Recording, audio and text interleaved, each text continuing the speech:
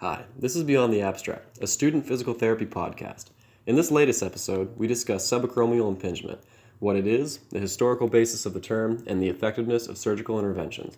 We hope to encourage other students and practitioners to delve deeper into the literature and take a critical approach to understanding the subject. Enjoy.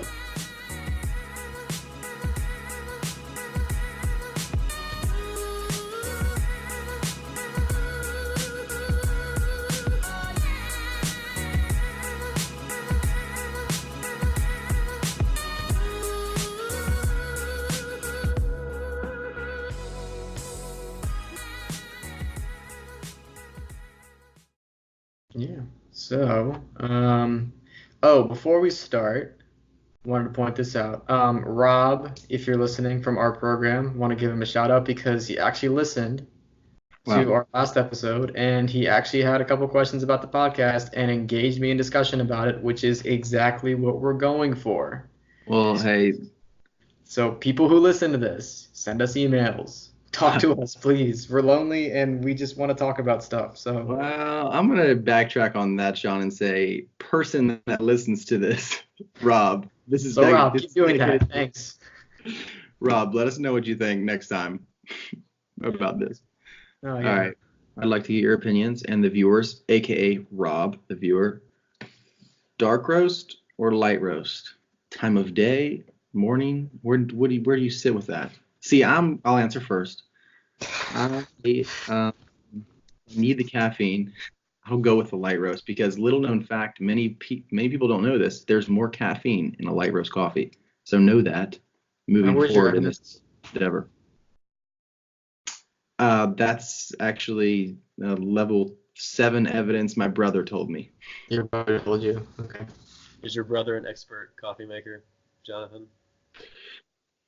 Yeah, having a scientific podcast, I probably shouldn't make claims like that, but I heard. So, roast, light roast, Sean.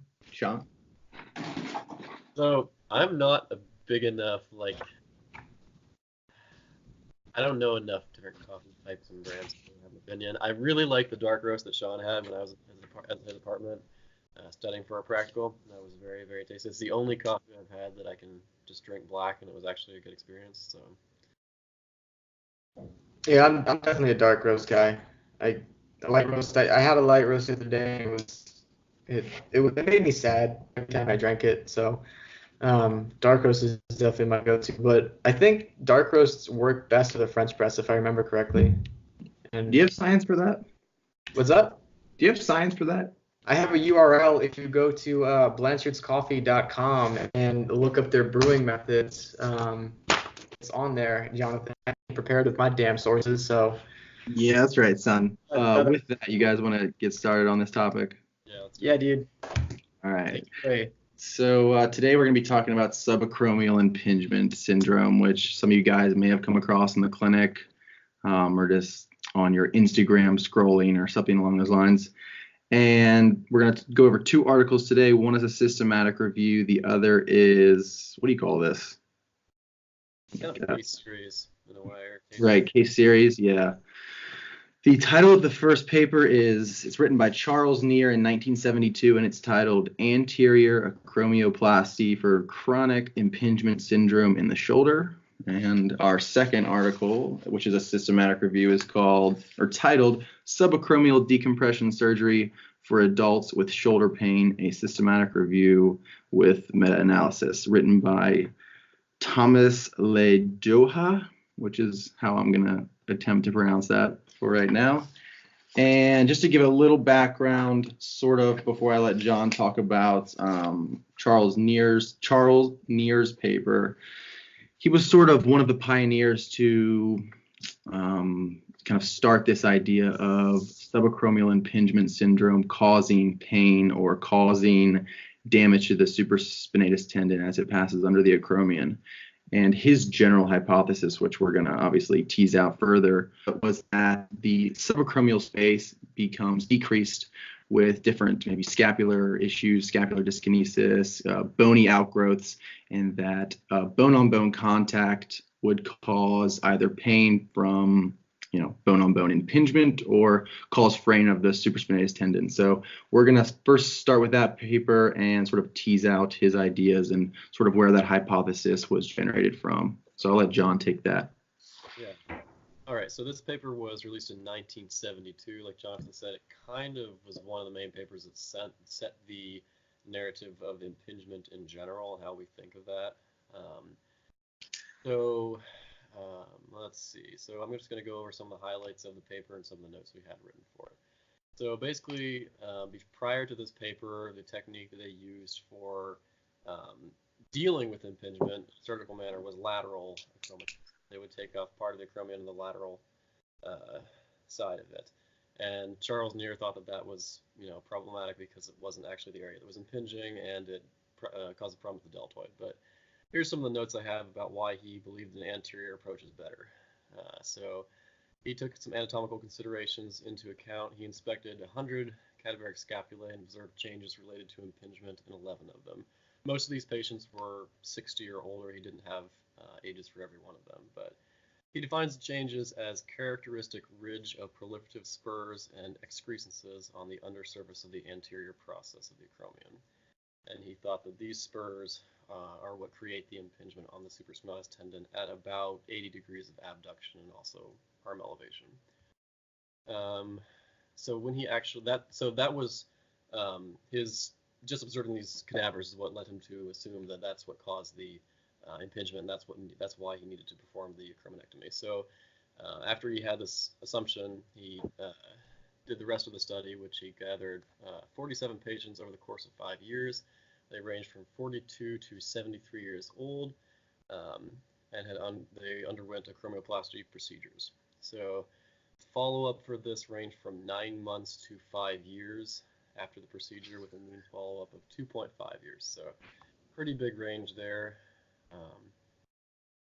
Some of the things that he considered indications for surgery for the candidates was if they had, he had two groups for them: those that had chronic disability attributed to chronic bursitis or partial supraspinatus tendon tears, and then those with complete tears of the supraspinatus or adjacent cuff muscles.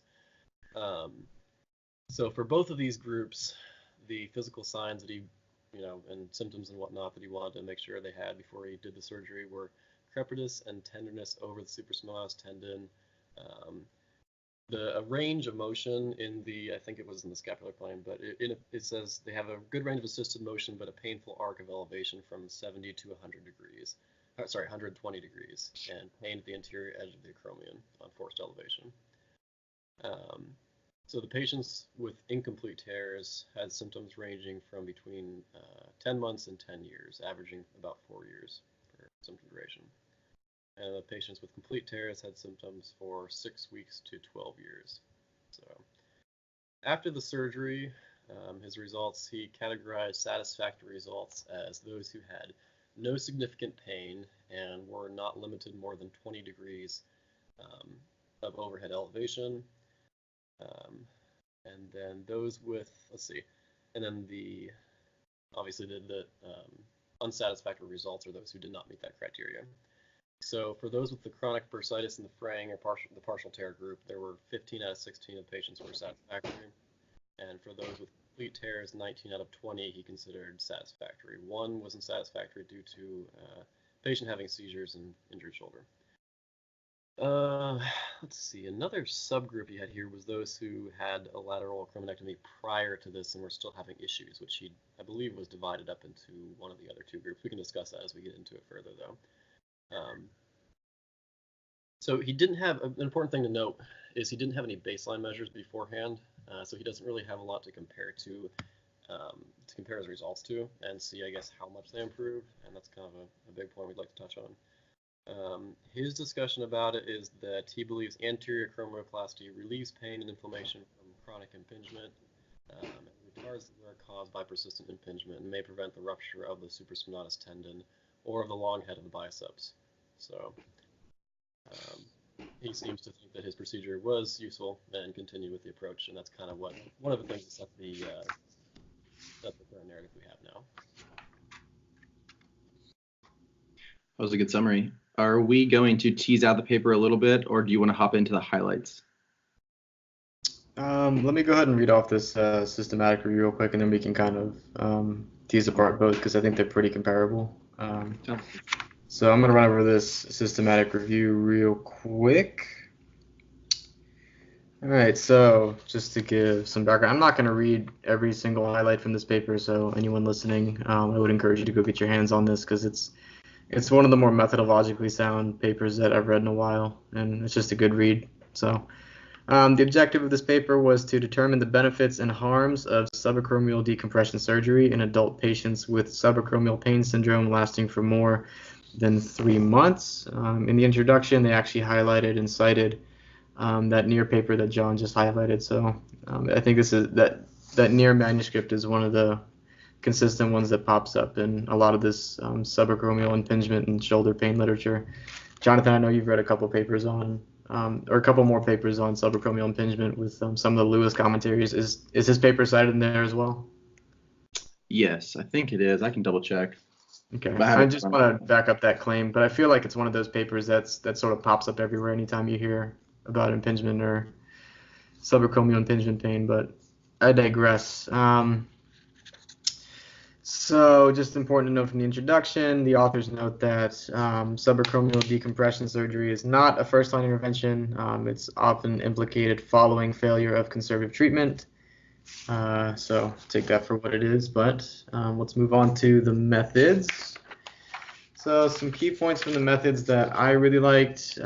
They used a review panel for article selection and for the papers that they reviewed for this systematic review and meta-analysis. And that review panel consisted of experts, various clinicians, methodologists, and they actually had 4 patients that dealt with subacromial impingement syndrome or subacromial pain syndrome, which I thought was really, really cool. I think that kind of highlights the whole patient-centered portion of this study, and it's kind of pointing to outcomes that would be relevant to the patient. And they collected outcomes from those 4, and then they actually polled and sent out a questionnaire to, I think, a total of, well, they had 26 responding patients, and they asked them, what their most important outcomes were and, what their limitations were.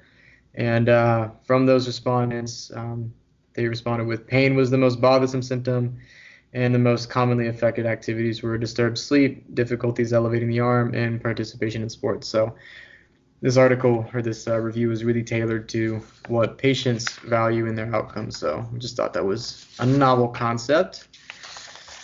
For the eligibility criteria, for the inclusion of certain articles, they had to be randomized controlled trials comparing subacromial decompression surgery and any other treatment. And they defined subacromial decompression surgery as either arthroscopic bracectomy or acromioplasty. So the exact same procedure that Charles Neer conducted. And their exclusion criteria, studies with pain duration less than 3 months, and then mixed diagnoses across patients. So any sort of acute shoulder pain and any other shoulder issues. So I think they highlighted maybe pain due to dislocation or biceps tendinopathy or biceps tendon lesions or something like that, labral defects, that sort of thing, anything that could confound this impingement pain. For the outcomes, all the outcomes that they listed are in Table 1. I'll just read through them real quick. They've got pain, physical function, global perceived effect, quality of life, participation, and by participation they mean return to leisure activities or sport and working status, development of full thickness rotator cuff tears, and then they also identified and evaluated harms from the surgery. Still under the methods, they conducted a risk of bias assessment using the Cochrane risk of bias assessment tool. And they actually classified the outcomes as either patient-reported or clinician-assessed. And finally, they graded all of the evidence with a certainty of evidence score, which is actually using the grade system. Just thought about what I said, and I think I repeated myself in 3 different ways. But so they utilized that grade system to look at the quality of evidence, and that's actually the same grade system that we spoke about in our earlier discussion with evidence-based medicine from that 2018 Begovic and Guyot paper.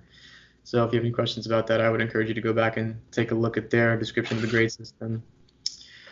Looking at the results, the primary comparisons were for subacromial decompression surgery plus postoperative rehab versus placebo surgery and postoperative rehab. And for pain, there was a high certainty of evidence that there was no benefit of surgery at 6 months and 1 year. For function, high certainty of evidence that there was no benefit of surgery at 6 months or at 1 or 2 years. Global perceived effort, moderate certainty evidence of no benefit of surgery at 6 months or 1 year. And then health-related quality of life, high certainty of evidence of no benefit of surgery at 6 months or 1 year. For the secondary comparisons, they looked at decompression surgery plus postoperative rehab versus just exercise therapy alone. Just important to note from this that there was a high risk of bias for the 6 trials that they looked at, but for pain and function, the results were very similar to the primary outcomes or primary comparisons with the surgical groups in that there was no benefit of surgery, and they have it going out as far as 5 years following intervention. So we'll dive into that when we get to our discussion after these highlights. But some final points on the discussions and limitations. Just important to highlight again, secondary comparisons had a low certainty of evidence, so caution needs to be exercised when interpreting those results. But the authors conclude that current evidence does not support subacromial decompression surgery as an intervention that provides important benefits for patients. Comparison with placebo highlights that surgery confers little to no effect on pain and function in patients with subacromial impingement syndrome. And basically they concluded that future studies aren't likely to change these results, which I thought was kind of powerful because you usually don't see that with papers. Usually it's always like, oh, we need more research on this and this, but this one was pretty conclusive in that we probably don't need more research. So yeah, that's the decompression surgery 2018 paper. So we'll take a little break here, and then we're going to hop into our general discussion, thoughts on these papers, and try and answer some of these overarching questions we had for you guys, or for ourselves. Yeah, cool. All right. Hope you guys are enjoying the episode so far. If you want to comment on anything we're talking about today, you can find us on @BTA Podcast on Instagram, or you can find us at Beyond the Abstract on YouTube. Please leave us a comment and let us know what you think. We are open to discussion going forward and want to hear all comments. Thanks. So, one of these first questions, really the question we wanted to answer going into this whole discussion, at least speaking for myself at least, was what is subacromial impingement? Like, is there a true impingement of the humeral head on the acromion that causes pain? Because that is definitely the narrative that we're taught in class, and that's kind of perpetuated in clinic and things like that. So Sean, what was Neer's understanding of this? Yeah, he references mechanical impingement within that first sentence under anatomical considerations. He says that there are alterations attributable to mechanical impingement in 11. So he goes on to describe mechanical impingement. Let me find it real quick. Yeah, I'm just going to read this paragraph real quick. At about 80 degrees of abduction, the critical area of the supraspinatus tendon passes beneath the acromioclavicular joint, and this joint tilts with overhead elevation of the arm.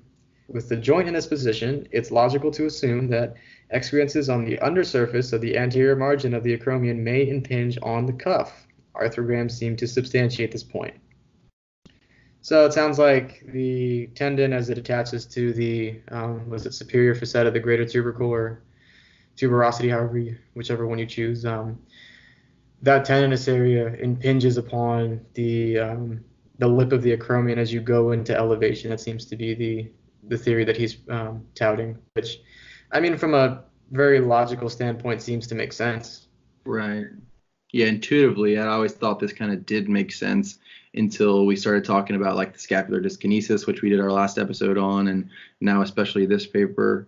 I think it's also important to note, just to kind of delve into Neer's methodology, that he identified this impingement in 11 out of 100 observed just scapular mechanisms, not is in removed from the cadaver. And I think it's pretty much safe to assume that 60-plus-year-old specimens may have some bony outgrowth and some sort of abnormalities, and it's kind of hard to say when it's not in vivo, I guess, that, well, it's kind of hard to say in general that this impingement is causing some sort of issue.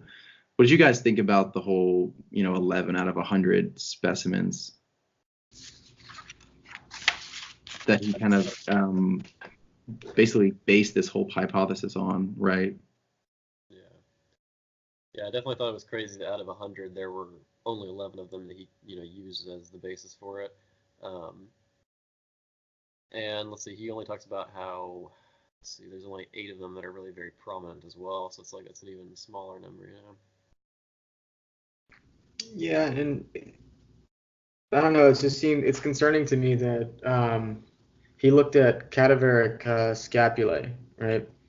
So not even like full cadavers, just the scapulae, and I don't know, without having a supraspinatus tendon to directly compare to the actual acromion that you're looking at, it seems kind of like a jump to assume that, oh, I found bony osteophytes or excrescences on the underside of this, so it must cause impingement. Now he might have looked at full cadavers and looked at the tendons, but it wasn't described in the manuscript, so that's all I can go off of. And that's another big thing about this paper that's kind of makes it difficult to discern how valuable the information is, because he doesn't really list everything in detail enough to be able to use it as a basis for this narrative that we have. So like Sean was saying, in some cases it's not clear if he examines, the supraspinatus as well underneath the scapula, or if he didn't. He's very vague about a lot of his procedure for that. So yeah. That's one of the big points we all had, or sort of issues we took with this paper, was just how ambiguous it was. For instance, John touched on this as well. For his outcome measures, if you look at the results table, it's like this very, small thing that doesn't really give the reader a whole lot. I was noting in my notes that he didn't even take he didn't say when he took the outcome measures, post-surgery, whether it was immediately post-op, a month, a year. He doesn't give us any of that information. Also, the criteria he uses, which was no pain, right? No significant pain. I was kind of blanking on it, but I think it was less than like 20 degrees limited range of motion. It just, who knows when he took that data. Maybe it wasn't consistent. It's not the most scientific paper, and yet it sort of snowballed this whole narrative, began the snowball of this whole narrative that is subacromial impingement, which is just interesting how that ended up happening in our field. Yeah, I guess we can take it for what it is, as it being like a case series, but I would have loved to have seen his surgical candidates compared to a control group of conservative patients. And I think, let me find the spot where he said it. Yeah, it's on page 44, right in the middle. Many patients not included in the series were suspected of having impingement but responded well to conservative treatment, which, that... Right. Like, why not have a control group? If you had a bunch of patients that were eligible and you sent them to conservative care and they did well, why not compare them to that? But it would have been nice, right? His definitions of satisfactory and unsatisfactory are a little bit ambiguous to me. I would have loved to have seen like some sort of outcome measure or something a little bit more objective. Pain for me is it's too subjective to sort of put a number on. Yeah, we have our NPRS and our VAS and all that stuff, but again, it's ultimately like a subjective value that is subject to emotion and context and that sort of thing. So yeah, my biggest complaint with that is I wish that he had had a control group to compare it to. And like Jonathan, like you said, not having explicit time points where he took measurements or took objective data kind of makes the whole thing muddy, because for me it's just like, well, maybe time off after surgery was enough to kind of get the pain to sort of, for lack of a better word, chill out or die down. And I just wonder how that was stacked up to something we're not really doing anything to it. Well, I think we have good evidence in the systematic review for that as well, which we'll touch on soon when we look at those graphs. Yeah.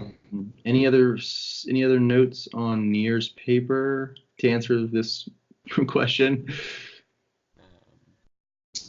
Self, not really. I had one I wanted to bring up at some point about Neer's, but I don't know. I can do that later or now. It depends on if you want to jump right into the systematic review or not.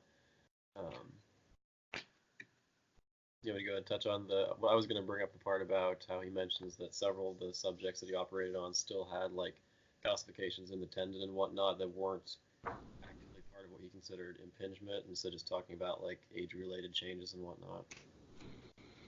Yeah, go ahead. Touch on it. Let me find the page.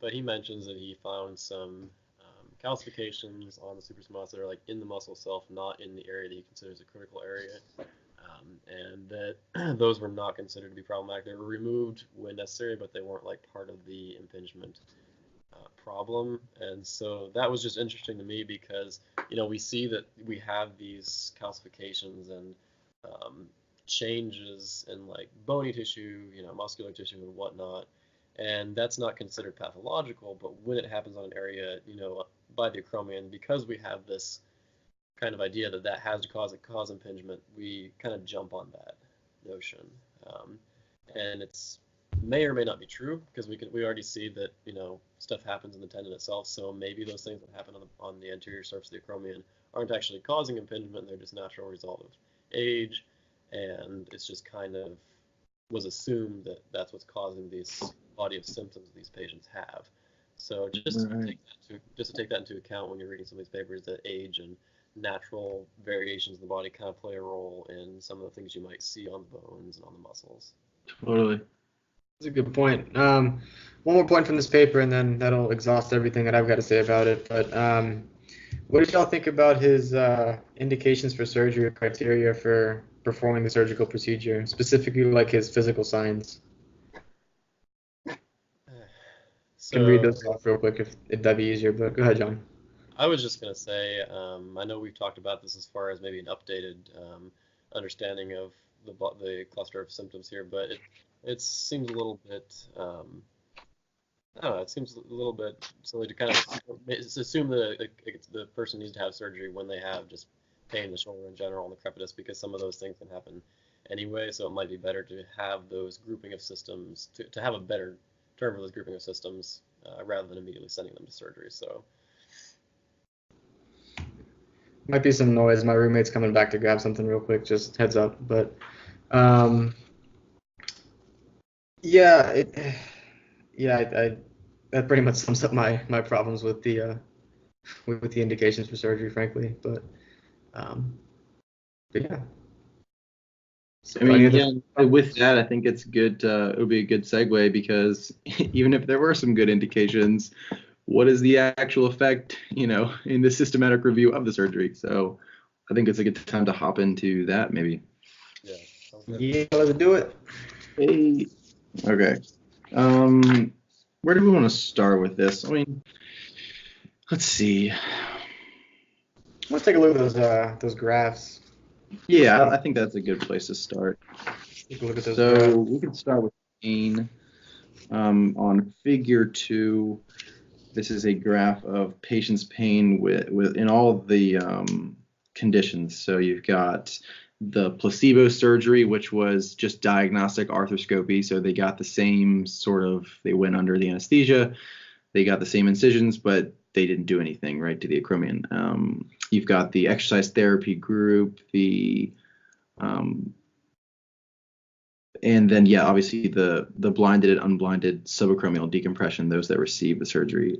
And this time goes out to 5 years, but I think it just depends on the studies that were involved. But the big trend with this graph, if you get your hands on this paper, is that they all sort of follow this very similar pattern of decreased pain over the course of time. So it kind of speaks to perhaps just the natural history of this condition, this pain that these patients are experiencing, that over time, regardless of what treatment they're getting, they're going to get better. And, taking off the acromion doesn't do anything different than having time to heal.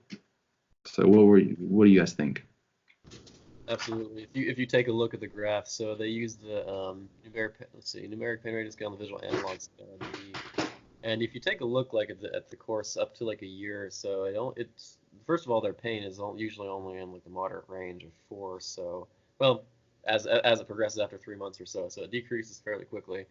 And then over the course of like a year to 2 years, which most of the studies are within that time frame, um, it decreases to like the two, it decreases maybe by 2 points or whatever in all of them. So I mean, that's that's pretty consistent across the board for all the conditions, like Jonathan said, and it just kind of goes to show that um, it's not like a life-altering amount of pain either after those first 3 months, So whether or not, obviously, whether or not the surgery helps is probably the thing we need to answer, but then just whether or not the pain is actually significant enough to be a problem and something that can't be managed conservatively is probably probably can be managed conservatively pretty easily. So.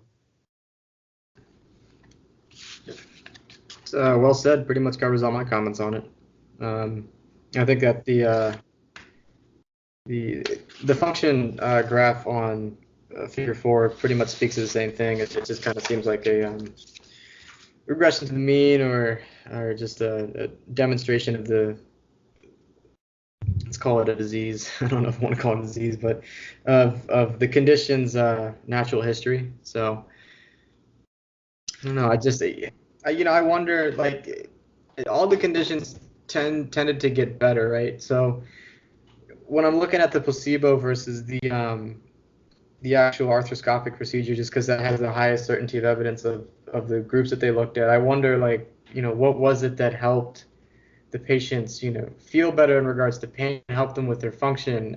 They both received rehab, so there's a strong argument for that, but I just wonder if it was, time off after surgery that allowed the tissue to finally get to a point where it wasn't just constantly being irritated. I'm making an assumption there. I'm not entirely sure, but regardless of the cause, both function and pain scores improved regardless of the group you're in. So I think it speaks volumes. Yeah, and I was just going to say that really just for the sake of time, and we can go into it more in depth, but function, like your Shonda said on figure 4, really follows the same pattern. All groups sort of slowly increase function over time regardless of condition. So I just wanted to reiterate that so you guys can check that out. But for me, this calls into question the whole clinical diagnosis of impingement. Like, how are we even, or can we, maybe is the better question, correlate in subacromial impingement to anything, right? Because we're taking the acromion essentially down to nothing, increasing the subacromial space, and we're not causing any added effect. And just to cite a quick study, just really if anyone wants to go look at it, it's a study by Gippert in 2012, and they looked at the subacromial space in humeral elevation and found that subacromial space is minimized somewhere in between like 80 and 100 degrees of arm elevation. So a lot of patients you see, they might feel this pinch at the very top of their range, and you kind of say, oh, maybe it's impingement. But what they found was that subacromial space increased above this range. So there's kind of this finite range where you may or may not have this decrease in subacromial space, but are we accurate in saying impingement? Are we accurate in saying that's causing an issue? And I think that's what we want to kind of tease out with this conversation. Johnny, got anything? Not on the top of my head right now. I don't want to start rambling. No, I mean, it's a good question to ask, and I don't know. I was thinking about this the other night, actually. I'm not sure that we can necessarily answer that question with these papers. I mean, we could make an assumption on that, but with the systematic review, it was simply written to determine the benefits and harms of subacromial decompression surgery. Sure. So it's possible that impingement might occur. I'm not going to say it never occurs. I mean, there are cases where you have the supraspinatus tendon that does undergo degenerative changes, that does undergo lesions, and I'm inclined to think that there's something there to start the process. But I think the important thing to take from this is that if you remove that problematic area versus not removing it and just giving it time to sort of, die down, it doesn't seem to matter if you just give it time to sort of heal, if that makes sense.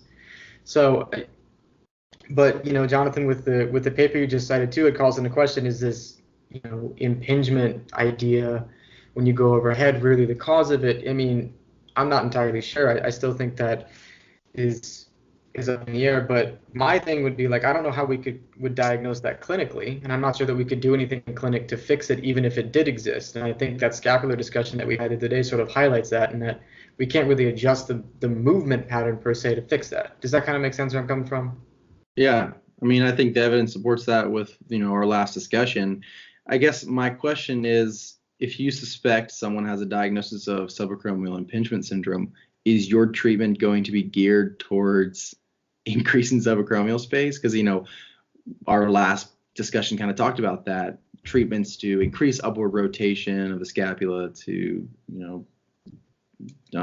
damper down the whole really the idea of impingement, right, to stop impingement. Right. But I don't know that our treatment has any much effect on that. And I mean, the data exists too to show that kinematics between symptomatic and asymptomatic individuals, like they could be the same or totally different. It's kind of variable. Yeah. So knowing that, so I don't know that it really affects my treatment per se. I think it's more about graded exposure to activity and trying to promote tissue tolerance, and really giving that tissue that might be implicated in this pain or may not even be implicated in this pain a chance to heal. And I think that's kind of why they shoot for like that 6-month conservative treatment marker. And if nothing's worked at that point, then you go in for surgery. But yeah, that's kind of where my head's at with this, at least. What are your thoughts on that, John? I agree with you all, so I won't repeat anything. Okay. And that's where Lewis, a commentary written by Lewis called The End of an Era, we might link it, he poses, or at least brings up the point that there's been this different clinical diagnosis that's being coined, quote, rotator cuff related shoulder pain, end quote, which I think is probably a more broad term that's more descriptive of what could be going on, because maybe it's a different conversation, but our words truly matter. So if you give someone a diagnosis of, oh, I have impingement, I don't know if that creates some sort of fear of movement. I mean, that's sort of making a leap, but it's possible. And I think it's important for us to be as honest as possible with patients. So. Mm-hmm. I know in general, just from observing patients in the clinic and just for myself in general, before I really knew a lot about just injuries and whatnot, I always thought, if there's something mechanical that's really bad, right? So if you have some type of hernia or whatever, impingement, that's something you really latch onto. Yeah, so just keeping in mind, don't say anything that might give the patient some sort of just nocebo effect or whatever. Yeah. Yeah, and I don't know. I don't think any of us is sort of dispelling the possibility that there could be a sort of biological cause to this. I think if we're operating under the biopsychosocial model, the biological component of tissue lesions or injury is a real thing, but things start to get a little bit muddy when you move into that chronic realm of injury. And yeah, I think rotator cuff related pain is probably a better way to describe it, or however you put it, Jonathan. I may have butchered that, but yeah, essentially it. I think that's probably a better way to put it, just because it doesn't narrow down the possibilities of why you have this pain to a simple mechanical cause, because it's probably more likely something else, and maybe not just something else, but multiple things working together in concert to sort of produce this pain experience. So right. Yeah, I think I'm just reiterating your point, but our words do matter in that regard. And I don't know, at least from the surgical paper's perspective, for chronic shoulder pain, I'm not going to send any of my patients in for decompression because it doesn't seem to do much. So yeah, I don't want to repeat the same thing you said, but I think this might add something. I think a lot of our treatments are so focused, right? Because if there's a diagnosis of an impingement, we tend to focus on specific structures. Oh, the glute med, or the tibialis posterior is weak, or something like that, when you're suggesting, it could be more of a global thing. So I think that the diagnosis of just shoulder pain probably helps us focus more on the functional tasks that would, I don't know, be the better aim of treatment. But that's just our opinion, I suppose. Yeah. Another thing that came to mind as we were talking about this, and this would be something for a future discussion or for listeners to just look into themselves. You might take a look at, like just in rehab protocols for impingement and whatnot, take a look and maybe see if the timeline, like initial treatments, how aggressive those are and whatnot. Because I was thinking about how Sean was talking about a lot of the surgery, it gives them a time to heal, right? So they're inactive for a while afterwards. I wonder if, and this is just totally a random idea that popped in my head, no basis really, but I wonder if sometimes we start them at a higher level with the rehab, so maybe just having a period of very light activity, and then obviously you want to ramp it up later, but I wonder if that might affect the result of our rehab and whatnot compared with the surgery. So maybe just take a look into some of those rehab timelines if you start digging yourself, for our listeners, if they start digging themselves into this literature more. Totally. I'm gonna look in my notes real quick, see if there's anything else I wanted to mention. Yeah, let's see if we got any other final thoughts. I feel like we're hit it pretty good. We're at a good time at least. So any other thoughts at all? Oh yeah, Jonathan, you and I kind of chatted about this last night in my single tirade, but our role in the clinic in terms of like providing patient education, I think, when studies like this come out and we can get our hands on them, it's sort of our obligation to explain to patients who may be considering surgical procedures or may be dealing with conditions like this that, if we have evidence to suggest that maybe a surgical procedure is not the best treatment option, I think we should iterate that to the patient. And I'm not saying surgeons are going out there and like pushing this. I don't know if that's true, but part of our role with the patient is in developing that therapeutic alliance is being honest, as you alluded to earlier, Jonathan. So just being open and laying out all the treatment options that a patient may have for a given condition, for a given problem, and laying out the benefits and harms is very much in our job description. So like I said before, when things like this come out and studies like this have good evidence to suggest that you do or don't undergo surgery, then that needs to be explained to the patient thoroughly and appropriately. Thanks for listening to our episode. As always, the papers we discuss are listed below. Stay tuned for our next episode, which you will find on YouTube, Spotify, and SoundCloud. And be sure to follow us on Instagram at BTA Podcast, where we post training videos, research links, and other fun content. Thanks again for tuning in.